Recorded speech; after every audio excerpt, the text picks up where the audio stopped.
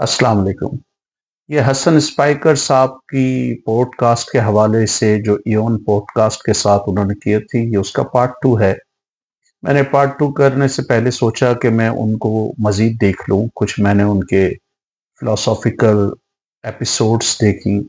उसके अलावा थिंकिंग मुस्लिम के नाम से जो यूके में एक पॉडकास्ट है, उसमें मैंने उनका देखा, जिसमें उन्होंने सेक्युलरिज़्म, लिबरलिज़्म, कम्युनिज़्म, मॉडर्निटी के हवाले से बात की। तो पहली बात जो फिलोसॉफिकली मुझे लगा कि फ़लसफ़ियाना एतबार से वो कंज़र्वेटिव स्कूल ऑफ थॉट के हैं। और जिस तरह वो इमाम ग़ज़ाली की शान में क़सीदे पढ़ते हैं, और जो मुझे बज़ाहिर जो एहतराम नज़र आया इमाम ग़ज़ाली के हवाले से उनका, उसमें ये बात वाज़ेह है कि वो भी उसी क़दामत परस्त स्कूल ऑफ थॉट का हैं। और इट्स इट्स वेरी इंटरेस्टिंग कि जब उन्होंने ये इयोन पॉडकास्ट में मोर और लेस उनका टॉपिक ये था कि किस तरह मगरिब का मुकाबला करना है। तो मगरिब से मुकाबला करने के लिए वो जो रेसिपी सजेस्ट कर रहे हैं, वो यही है कि हम क़दामत परस्ती की तरफ चले जाएं। अब ये थोड़ा सा इसका एक हिस्टोरिकल बैकग्राउंड समझना है कि 700 में वासिल बिन अता नाम का बंदा पैदा हुआ। 669 में इमाम आज़म अबू हनीफा पैदा हुए। तकरीबन दोनों कंटेम्परेरी थे। तो वासिल बिन अता जो है, उसके बारे में ख्याल किया जाता है कि वो गालिबन इमाम हसन बसरी का शागिर्द था। फिर उनसे वो अलहदा हो गया, और वो फिर एक ऐसा ग्रुप कहलाया जिन्होंने अपने आप को विड्रॉन कर लिया, मोतज़लाइट एक तरीके से सेपरेट कर लिया या अलहदा कर लिया। वो मोतज़ला या मोतज़लाइट अंग्रेजी में कहलाए। उनके 4-5 कोर बिलीफ थे। एक तो उनका एट्रीब्यूट ऑफ गॉड के हवाले से था कि जब कुरान में ये बात कही जाती कि खुदा की आंखें हैं, तो इसका मतलब ये नहीं कि खुदा की फिजिकल आंखें, इससे मुराद खुदा की बीनाई हो सकती है। अगर खुदा का हाथ का तस्करा है कुरान में, तो इससे मुराद खुदा की अनात हो सकती है, मदद हो सकती है। अगर ये आ रहा है कुरान में कि खुदा किसी कुर्सी पे बैठा हुआ है, तो इससे मुराद खुदा की ताकत और इख्तियार हो सकता है। उसके अलावा उनका तौहीद का एक नज़रिया था। उनका उसके हवाले से ये फ्री विल का एक ख्याल था कि ये जो ट्रेडिशनलिस्ट स्कूल ऑफ थॉट था इमाम हम्बल और दूसरे लोगों का, ट्रेडिशनलिस्ट ये बिलीव करते थे कि जी इंसान में कोई एक तरीके से फ्री विल नहीं है। और बाद में इस बात को मोरल शाफई, मालिकी और गजाली, अबुल हसन अशरी, इब्न तैमिया, और ये फिर आखिर तक पे चलती है लाइन डॉक्टर इसरार, मौलाना मौदूदी, अब्दुल वहाब नजदी, ये सब लोग फिर इस पर मोरलेस यकीन करते हैं। तो वो ये कहते थे कि इंसान की फ्री विल अल्लाह ताला ने फ्री विल दी है, क्योंकि ये खुदा के इंसाफ के उसूलों के खिलाफ है कि अगर उसने आपको इख्तियार ही नहीं दिया, तो वो आपका एहतसाब कैसे करेगा। अगर उसने आपको एक काम करने का, एक फ़ेल अंजाम देने का इख्तियार ही नहीं दिया, आप अपनी मर्जी से वो नहीं कर रहे, अपने इरादे से नहीं कर रहे, तो वो आपको जो है वो जुर्म का मुर्तकिब कैसे ठहराएगा। और वो फिर ये कहते थे कि इंसान को हर मामले में अक्ल अपनी इस्तेमाल करना चाहिए। उनके ख़्याल में अक्ल और शरिया दोनों इंसानी बेहतरी की तरफ आपको लीड कर सकती हैं। मिसाल के तौर पर, अगर शरिया आपको ये बताती है किसी पे ज़ुल्म ना करें, चोरी ना करें, डकैती ना करें, किसी का कत्ल ना करें, तो ये भी इंसानी फलाह के लिए है। लेकिन अगर रीज़न इस्तेमाल करके आप साइंसी तरीके अपनाते हैं, और उन साइंसी तरीकों की बदौलत आप रिसर्च करके जो है पोलियो का इलाज दरियाफ्त कर लेते हैं, ट्यूबरक्लोसिस का इलाज दरियाफ्त कर लेते हैं, तो ये भी इंसानी फलाह के लिए।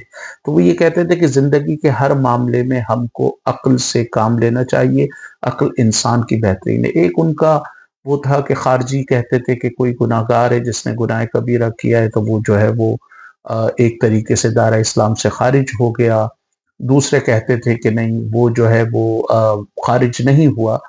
इनका ये था कि वो मिडिल लाइन में है, वो फासिक है। तो ये 4-5 उनके कोर बिलीफ थे।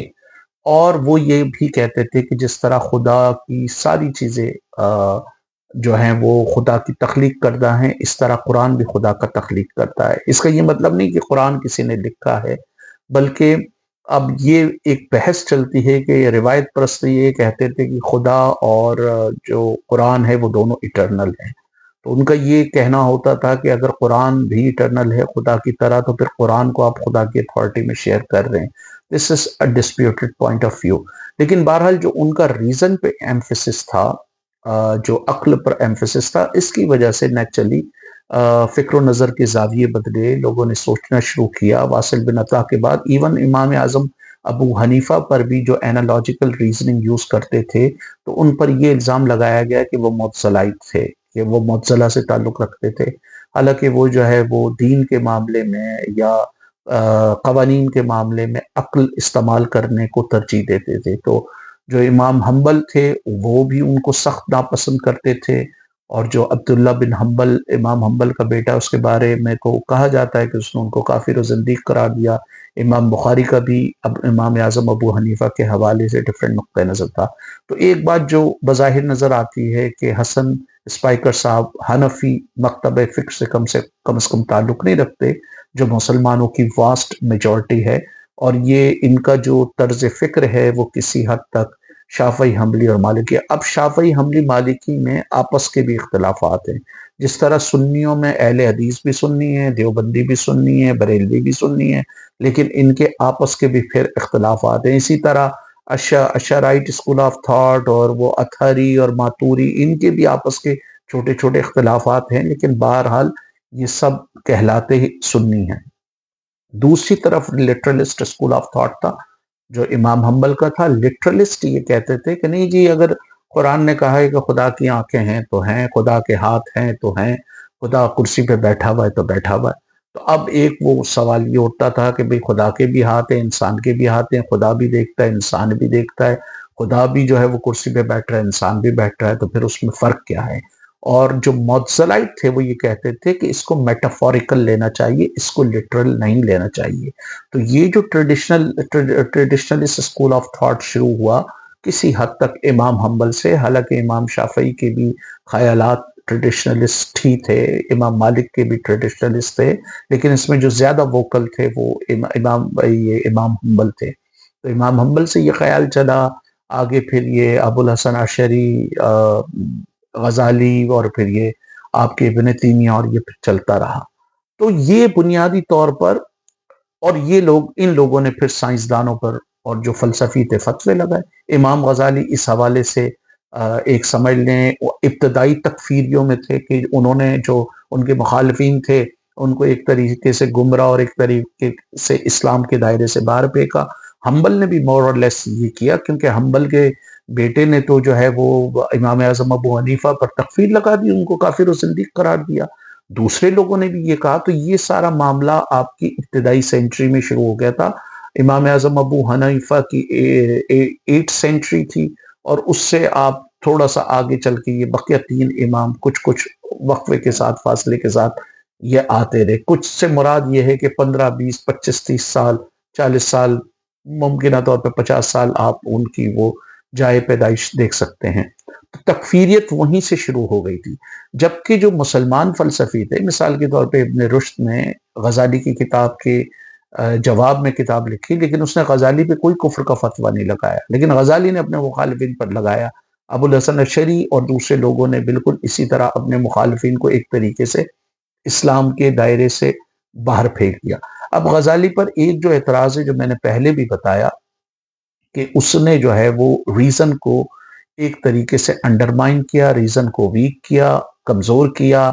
उस पर यह भी इल्जाम है कि उसने कहा कि मैथमेटिक्स शैतानी उलूम है। उसने ये भी बात कही कि माबादुल तबियाती मामलात को साबित करने के लिए कि भाई अगर आप कॉटन को आग लगाएं तो 90% केसेस में इसमें आग लगेगी, but there could be instances where it would not catch fire. तो लेकिन जो इब्न सीना और दूसरे लोग थे वो ये कहते थे कॉटन को जब भी जलाएंगे वो आग ही लगेगी, वो इनहेरेंट है।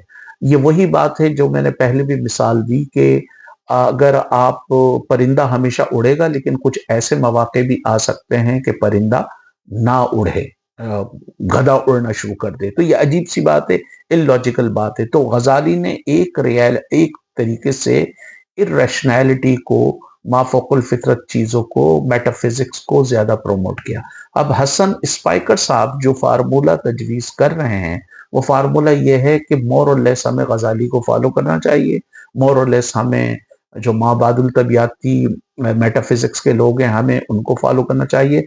अब इंटरेस्टिंग बात यह है कि यूरोप ने جو خرد افروزی کی تحریک شروع ہوئی اور جو انہوں نے ان کے فکر و نظر کے زاویے بدلے، ان کے دماغ کے اذہان کے جب افق میں وسعت آئی تو وہ وسعت امام حنبل کو پڑھ کر نہیں آئی، مسند امام حنبل کو پڑھ کے نہیں آئی، یا موطا امام مالک کو پڑھ کر نہیں آئی، یا وہ امام شافعی کی کوئی کتاب، یا جو ہے وہ جو ابن تیمیہ کی کسی کتاب کو نہیں پڑھ رہے تھے، یا مولانا عبد الوہاب نجدی کی کسی کتاب کو نہیں پڑھ رہے تھے. انہوں نے کینن آف میڈیسن کے ٹرانسلیشن پڑھی جو ابن سینا کی کتاب ہے، انہوں نے ابن رشد کی کتابیں پڑھی، انہوں نے ہو سکتا ہوں ممکنہ طور پہ الخوارزمی سے، ابن حیشم سے، اور جو ہے ابن نفیس وغیرہ سے سیکھا ہو، ابن باجہ ابن طفیل سے سیکھا ہو، الفارابی سے سیکھا ہو. ان ٹریڈیشنل مولویوں سے یا ان روایت پرستوں سے انہوں نے نہیں سیکھا.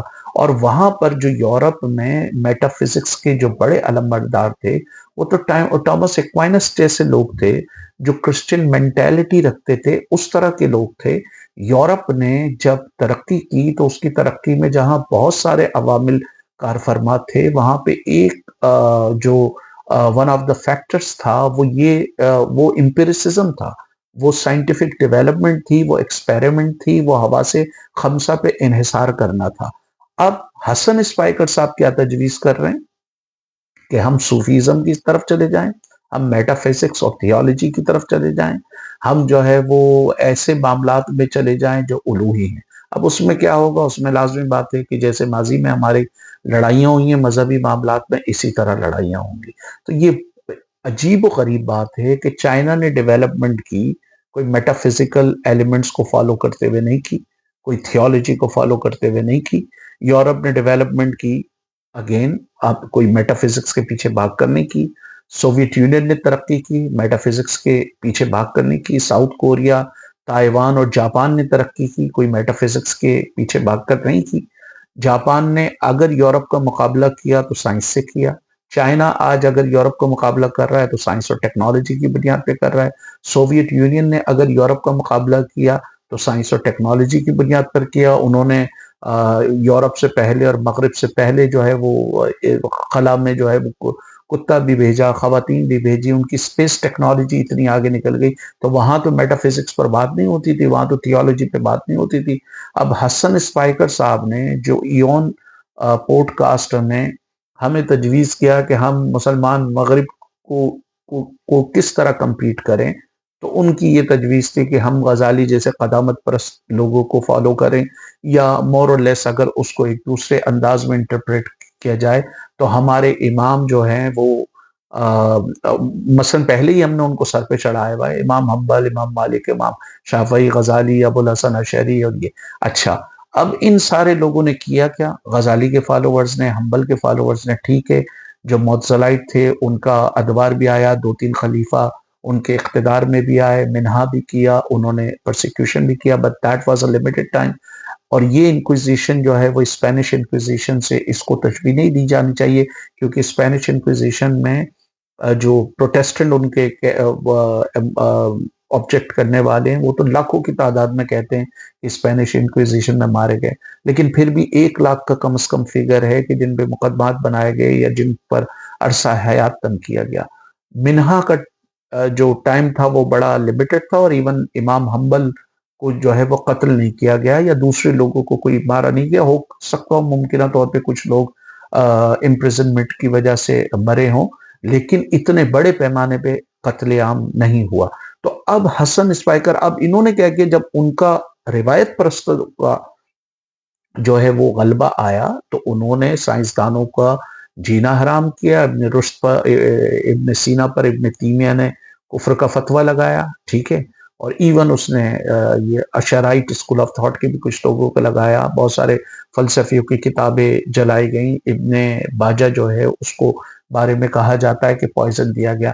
تو حسن اسپائکر صاحب ان ریالٹی اگر آپ ان وے ہمیں یہ بتا رہے ہیں کہ یہ جو روایت پرست مولوی ہیں ان کو فالو کر کر ہم جو ہے وہ مغرب کو جو ہے وہ ڈیفیٹ ایک طریقے سے کر سکتے ہیں. لیکن موجودہ ٹائم میں ہم نے یہ دیکھا کہ وہ تمام ممالک جو مغرب کے ہم پلہ کسی حد تک کھڑے ہوئے ہیں، چاہے وہ بھارت ہو، ٹھیک ہے، بھارت میں ابھی بھی ریلیجیوسٹی ہے لیکن بہرحال وہاں پہ ایک سائنٹیفک ڈیولپمنٹ ہے، ٹیکنالوجیکل ایڈوانسمنٹ ہے. چائنا نے یہ کیا، جاپان نے یہ کیا، ساؤتھ کوریا نے یہ کیا، سوویت یونین نے 70 سال میں اتنی تیزی سے ریپڈ ڈیولپمنٹ کی، وہ ساری سائنٹیفک گراؤنڈ میں تھی، ان کا G D P on average 70 سال 4 سے 5% رہا، انہوں نے جو ہے وہ تعلیم کو، لٹریسی کو 12-13% سے اٹھا کے جو ہے 100% کیا، لائف ایکسپیکٹنسی کو 36 سے اٹھا کر 62-79 کیا، دنیا کے بہترین ٹیکنیشینز، انجینئر، سائنٹسٹ، ایسٹروناٹ پیدا کیے، انہوں نے کوئی امام حنبل، غزالی اور اس طرح کے لوگ پیدا نہیں کیے۔ چائنا میں آپ دیکھ لیں، چائنا میں بھی یہی ہو رہا ہے کہ آج ان کی 75 جو ٹاپ کمپنیز ہیں اس میں 25 جو ہے وہ اسٹیٹ اون ہے۔ چائنا کا بھی یہ تھا کہ 49 سے پہلے چائنا میں جو ہے وہ افیون کی ایک وبا تھی، 19 سینچری میں افیون کی وبا تھی، 2 جنگیں اس پہ لڑی گئیں، لیکن چائنا آج جو دنیا میں ریسرچ پیپر پبلش ہو رہے ہیں اس میں چائنا کا ایک بڑا کنٹریبیوشن ہے۔ ان کی آپ ہواوے کمپنی دیکھیں، ان کی سولر ٹیکنالوجی دیکھیں، وہ اسپیس ٹیکنالوجی میں کتنا آگے ہے۔ انہوں نے کنفیوشس کی تعلیم کو لات مار کر آگے نکلے، روایت پرستی سے وہ آگے نہیں بڑھے۔ اسی طرح سوویت یونین جو آگے بڑھا ہے وہ گریک آرتھوڈاکس چرچ کی جو قدامت پرستی اس کو لے کر آگے نہیں بڑھا ہے۔ اسی طرح ہندوستان اگر برہمن آئیڈیالوجی سے چپک جائے تو ہندوستان میں جو بھی سائنٹیفک ڈیولپمنٹ ہو رہی ہے اس میں ایک بڑا رول اگین سائنٹیفک تھنکنگ کا ہے، نہ کہ کوئی ہندوتوا کی آئیڈیالوجی یا ہندوتوا کی سوچ۔ اسی طرح جاپان نے بھی وہاں کی جو مذہبی رسومات یا مذہبی رہنما تھے ان کو سروں پہ بٹھا کے ترقی نہیں کی۔ ساؤتھ کوریا نے بھی یہی کیا، تائیوان نے بھی یہی کیا، اور مسلم دنیا میں اگر آپ دیکھیں کہ کچھ ترقی پسند ممالک کا نام لے اس میں ایک ٹرکی ہوگا، وہاں پہ بھی انہوں نے مولوی کے اثر و رسوخ کو توڑا تو تھوڑی بہت ترقی کی۔ واقعہ جہاں جہاں پر جدت پسند نہیں ہے، مولوی کی بدماشی ہے، مولوی کا غلبہ ہے، وہاں پر آج لوگ اس بات پہ بھی لڑ رہے ہیں کہ چاند دکھائی دیا یا نہیں دیا۔ لوگ ستاروں پہ کمند باندھ رہے ہیں اور ہمارے ہاں ستاروں سے جو ہے وہ فال نکالے جا رہے ہیں۔ تو حسن اسپائکر صاحب کا جو ریسیپی ہے، it's a recipe for disaster. تو یہ پارٹ 2 ہے، لیکن میں نے کیونکہ ان کے اور بھی ان کو سمجھنے کے لیے ان کی اور بھی گفتگو سنی ہے تو میں پھر آگے بھی اس پر بات کروں گا۔ جو ان کے اعتراضات ہیں سیکولرزم پر، جو ان کے اعتراض لبرلزم اور دوسرے ویسٹرن آئیڈیالوجی پر ہیں، اس کے حوالے سے ہی بات ہوگی۔ یہ پارٹ 2 تھا اور میں پارٹ 3 کے ساتھ بھی آؤں گا۔